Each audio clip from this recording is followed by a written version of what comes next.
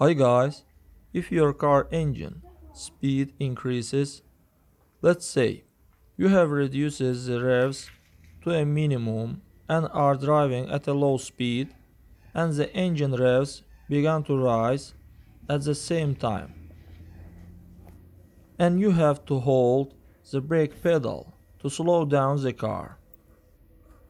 Friends, but before starting the video, subscribe to our channel, put like, and don't forget to put a bell so as not miss new video on the channel.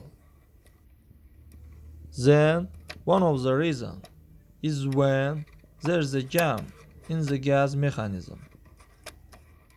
You just need to take lubricant and lubricate all the nodes where there are rubbing.